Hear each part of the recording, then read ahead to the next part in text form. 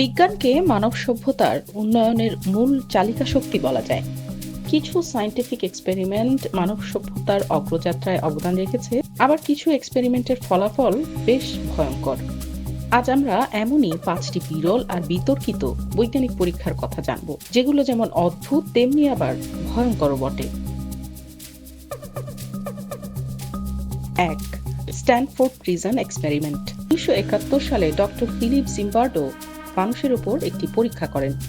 এই পরীক্ষার উদ্দেশ্য ছিল যে মানুষ সাধারণত কর্তৃত্ব পেলে কত দ্রুত পরিবর্তিত হয়, অর্থাৎ তারা কি ক্ষমতার অপব্যবহারে জড়িয়ে পড়ে নাকি অসহায় মানুষদের প্রতিও তাদের সহানুভূতি বজায় থাকে। স্ট্যানফোর্ড বিশ্ববিদ্যালয়ে 24 জন শিক্ষার্থীকে 2টি ভাগে ভাগ করে এই পরীক্ষাটি করা হয়। এর মধ্যে 12 জনকে কারারক্ষী এবং অন্য 12 জনকে বন্দী চরিত্রে অভিনয় করতে বলা হয়। এই সায়েন্টিফিক এক্সপেরিমেন্ট চলাকালে মাত্র কয়েকদিনের মধ্যেই কারারক্ষীর গ্রুপটি এতটাই নিষ্ঠুর হয়ে ওঠে যে বন্দির চরিত্রে অভিনয় করা মানুষগুলো মানসিকভাবে বিপর্যস্ত হয়ে পড়েন। ফলে মাত্র 6 দিনের মাথায় এক্সপেরিমেন্টটি বন্ধ করে দিতে হয়। এই পরীক্ষাটি দেখায় কিভাবে ক্ষমতা ও পরিস্থিতি মানুষের আচরণকে নিয়ন্ত্রণ করতে পারে। 2. The Milgram experiment. দ্বিতীয় বিশ্বযুদ্ধে জার্মান নাৎসি বাহিনী বন্দীদের উপর নির্বিচারে অমানবিক সব পরীক্ষা চালায়। নাৎসি বাহিনীর সদস্যরা কেন এতটা অমানবিক হয়ে উঠেছিল, এই প্রশ্নের উত্তর জানতেই 1961 সালে দ্য মিলগ্রাম এক্সপেরিমেন্ট করা হয়। ডক্টর স্ট্যানলি মিলগ্রাম পরিচালিত এই পরীক্ষায় 2 জন অংশগ্রহণকারীকে রাখা হতো, যাদের মধ্যে একজন থাকতেন শিক্ষকের ভূমিকায়, আরেকজন শিক্ষার্থীর ভূমিকায়। শিক্ষক যিনি, তাকে বলা হতো শিক্ষার্থীকে কোনো প্রশ্নের উত্তর সঠিক করে বলতে হবে। যদি সে বলতে না পারে তাহলে শিক্ষক নিজেই বৈদ্যুতিক শক দিবেন।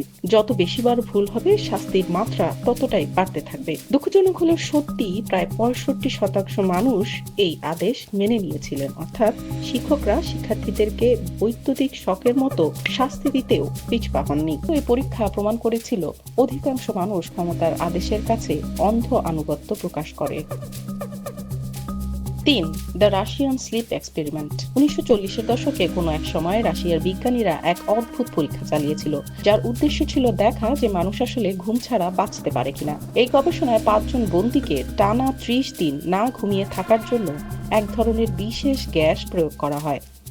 কয়েকদিন পরেই বন্দীরা মানসিক ভারসাম্য হারাতে শুরু করে। তারা একে অপরকে আক্রমণ করতে থাকে এবং তাদের মধ্যে আত্মহত্যার প্রবণতা দেখা দেয় এবং শেষমেশ সবাই অস্বাভাবিক আচরণ করতে করতে মারা যায়। এই পরীক্ষার সত্যতা নিয়ে বেশ বিতর্কও রয়েছে। অনেকেই বিশ্বাস করেন এই ধরনের কোনো পরীক্ষাই হয়নি। 4. The টাসকিকি experiment. 1932 থেকে 1972-এর মধ্যে কোনো এক সময় এই এক্সপেরিমেন্টটি করা হয়েছিল। মার্কিন যুক্তরাষ্ট্রের টাসকিকি ইনস্টিটিউটের এই গবেষণার উদ্দেশ্য ছিল অ্যান্টিবায়োটিক ছাড়া সিফিলিস রোগ শরীরের কতটা ক্ষতি করতে পারে সেটা দেখা।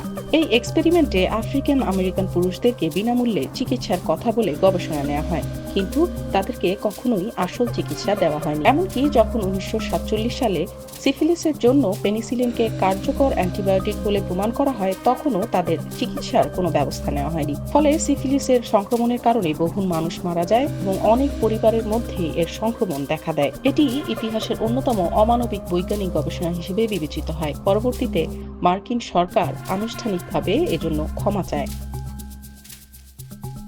5. ইউনিট 731। 1930 থেকে 1945 সালের মধ্যে এই বৈজ্ঞানিক পরীক্ষাটি করা হয়। দ্বিতীয় বিশ্বযুদ্ধের সময় জাপানি সামরিক গবেষকেরা এই গবেষণা পরিচালনা করেছিলেন, যা ইতিহাসের অন্যতম ভয়ঙ্কর মানব পরীক্ষাগুলোর মধ্যে একটি। এটি ছিল এক ধরনের বায়োকেমিক্যাল ওয়েপন বা জীবাণু অস্ত্রের গবেষণা কেন্দ্র, যেখানে বন্দীদের ওপর ভয়াবহ সব পরীক্ষা চালানো হয়। এখানে মানুষকে জীবিত অবস্থায় কাটাছেঁড়া করা হতো। ফ্রস্টবাইটের পরীক্ষা চালানোর জন্য মানুষকে বরফে ডুবিয়ে রাখা হতো। এছাড়া প্লেগ, অ্যানথ্রাক্স সহ বিভিন্ন ধরনের মরণ ব্যাধির জীবাণু মানুষের শরীরে প্রবেশ করানো হতো। এই গবেষণার ভয়াবহতা এতটাই অমানবিক ছিল যে যুদ্ধ শেষ হওয়ার পর এটি নিয়ে বিশ্বব্যাপী তীব্র বিতর্ক সৃষ্টি হয়। বিজ্ঞানের বিকাশ মানুষের কল্যাণে হলেও ইতিহাসের কিছু কিছু পরীক্ষা মানবাধিকারের চরম লঙ্ঘন করেছে। এসব গবেষণা আমাদের নৈতিকতার গুরুত্বটা স্মরণ করিয়ে দেয় এবং ভবিষ্যতে বিজ্ঞানকে মানবিক দৃষ্টিকোণ থেকে পরিচালনার শিক্ষাও দেয়।